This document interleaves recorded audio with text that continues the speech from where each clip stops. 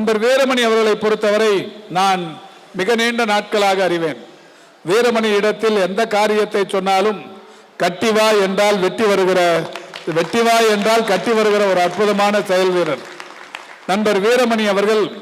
நான் சென்னை மாநகரின் மேயராக இருந்த போதே 2007-2008 ஆண்டுகளில் என்று நினைக்கிறேன், இங்கே என்னை அழைத்து வந்து ஒரு பிரம்மாண்டமான நிகழ்ச்சி ஒன்றை நடத்தி ஒரு மிகப்பெரிய கல்வெட்டு ஒன்றை அமைத்து ஒரு மிகப்பெரிய அளவிலான வானளாவிய கொடிக்கம்பம் ஒன்றை நிறுவி அங்கே ஒரு இருவண்ண கொடியை உயர்த்தி வைக்கிற ஒரு அற்புதமான வாய்ப்பை தந்தார். சென்னை மாநகரின் மேயர் என்பது சென்னை மாநகரில் இருக்கிற அந்த 155 வட்டங்களில் மட்டுமே அன்றைக்கு நான் கழக நிகழ்ச்சிகளில் கலந்து கொள்வதும் மாநகராட்சி நிகழ்ச்சிகளில் கலந்து கொள்வதுமான வகையில் பணியாற்றி கொண்டிருந்தேன்.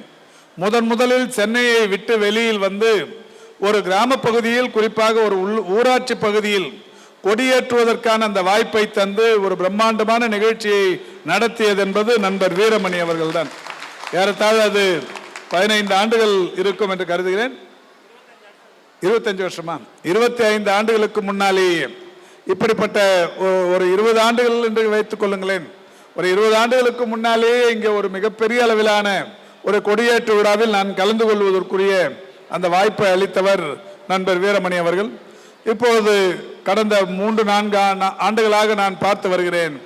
அவர் நடத்துகிற எந்த நிகழ்ச்சியாக இருந்தாலும் கொரோனா பேரிடருக்கு இந்த அயப்பாக்கம், அடையாளம்பட்டு, வானகரம் போன்ற பகுதிகளில் இருக்கிற மக்களின் நலன் காப்பதற்கு அவர் நடத்திய தடுப்பூசி முகாம்களாக இருந்தாலும், வழங்கிய நலத்திட்ட உதவிகளாக இருந்தாலும், தமிழ்நாட்டில் இருக்கிற இந்த 12,500க்கும் மேற்பட்ட ஊராட்சிகளில் இந்த 3 ஊராட்சிகள் முதன்மையான ஊராட்சிகள் என்கின்ற வகையில் அவருடைய செயல்பாடுகள் அமைந்திருந்தது.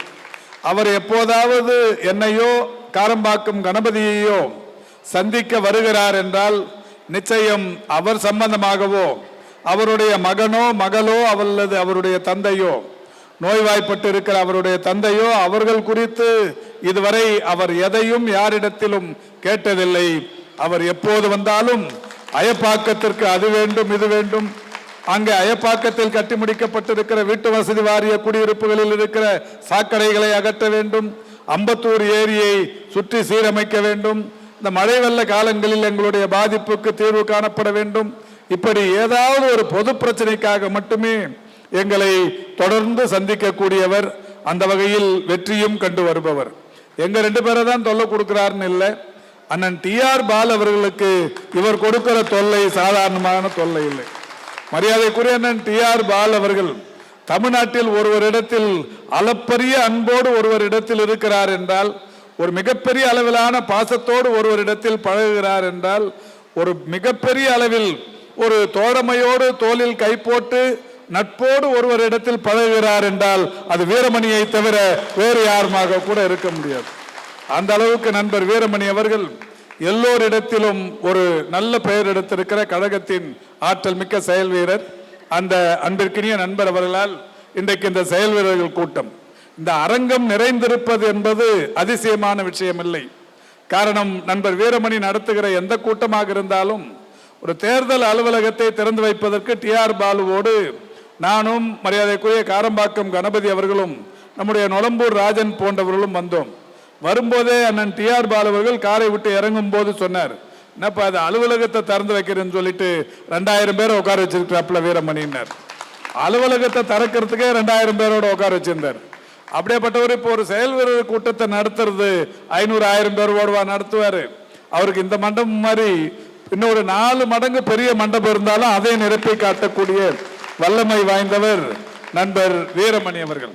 வந்த கூட்டத்தை ஒரு 8 மணி வரைக்கும் தங்க வைக்கிறது இருக்குல்ல, 8:30 மணி வரைக்கும், இதுதான் ஒரு பெரிய திறமை.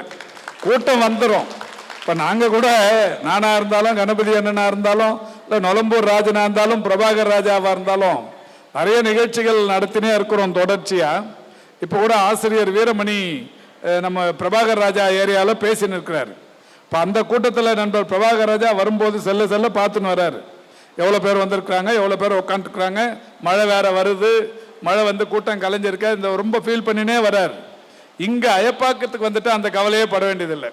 5 மணிக்கு எவ்வளோ பேர் வந்தாங்களோ 9 மணிக்கு முடியும் போதும் அவ்வளோ பேர் இருப்பாங்க. அது என்னதான் மந்திரம் போட்டிருக்காரோ தெரியல வீரமணி, அந்த மந்திரத்திற்கு கட்டுப்பட்டவர்களாக நீங்களும் இருக்கிறீர்கள் என்பது ஒரு மகிழ்ச்சியான விஷயம். இந்த மந்திரத்தை தென்சென்னையில் இருக்கிற எல்லா நிர்வாகிகளுக்கும் அவர் சொல்லிக் கொடுக்கணும். நண்பர் வீரமணி ஒரு வகுப்பு எடுக்கணும் தென்சென்னையில் இருக்கிற மற்ற நிர்வாகிகளுக்கு. அயப்பாக்கத்தில் எப்படி இந்த கூட்டத்தை கட்டு போட்டு உட்கார வைக்கிறாரோ, இதுக்கான தந்திரம் என்ன மந்திரம் என்ன எங்களுக்கும் சொல்லிக் கொடுக்கணும். அந்த மாதிரி ஒரு அற்புதமான செயல் வீரர்.